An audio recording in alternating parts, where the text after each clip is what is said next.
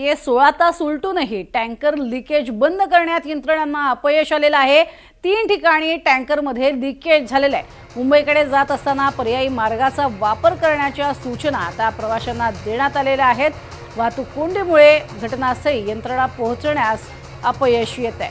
मुंबईकडे जाण्यासाठी पर्यायी मार्गाचा वापर करा अशा सूचना त्यामुळे दिलेल्या आहेत, कारण मुंबई पुणे रस्त्यावरती झालेला हा टँकर अपघात आणि त्यानंतर कालच गॅस टँकर उलटलेला होता। 16 तास उलटलेले आहेत, मात्र तरीही टँकर लिकेज हे अजूनही बंद करण्यात यश आलेलं नाहीये। यंत्रणा अपयशी ठरलेल्या आहेत। 3 ठिकाणी टँकरमध्ये लिकेज आहे आणि म्हणूनच आता मार्ग बदला, मुंबईकडे जाताना पर्यायी मार्गाचा वापर करा अशा पुण्यातून निघालेल्या प्रवाशांना सूचना करण्यात आल्या। वाहतूक कोंडीमुळे घटनास्थळी यंत्रणा पोहोचण्यासही अपयश येत आहे।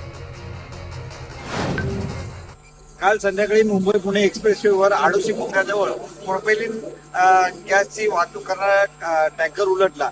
त्यामुळे त्या टँकरमधून वायू गळती झाली आणि वायू गळती रोखण्यासाठी बऱ्याच टीम्स या ठिकाणी आलेल्या आहेत। एनडीआरएफ आलेली आहे, बीपीसीएल आलेली आहे, त्याचप्रमाणे हेल्थ फाउंडेशनची टीम या ठिकाणी आहे, दीपक फर्टिलायझरची टीम आहे। अशा पद्धतीने सर्वांनी या गॅस गळती रोखण्याचा प्रयत्न केलेला आहे, परंतु अद्यापही त्या प्रयत्नांना यश आलेलं नाही आहे। या ठिकाणी सर्व यंत्रणा सज्ज आहे, मात्र ट्रॅफिक आणि इतर आजूबाजूच्या ज्या सर्कमस्टन्सेस आहेत त्याच्यामुळे या ठिकाणी यंत्रणा पोहोचण्यासाठी उशीर होतोय आणि त्या कारणे थोडासा डिले होतोय, परंतु प्रत्येक जण आपापल्या वेळेने प्रयत्न करत आहेत आणि थोड्याच वेळामध्ये या त्या ठिकाणी महामार्ग पोलिसांची किंवा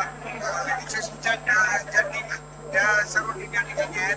आयआरपी पेट्रोलिंगची टीम देखील या ठिकाणी आहे, डेल्टा फोर्स आहे, महाराष्ट्र सुरक्षा बल आहे आणि या ठिकाणी मुंबई फायर ब्रिगेड आहे, फायर ब्रिगेड आहे, टाटा स्टीलची या ठिकाणी फायर ब्रिगेड यंत्रणा आणि देवदूत यंत्रणा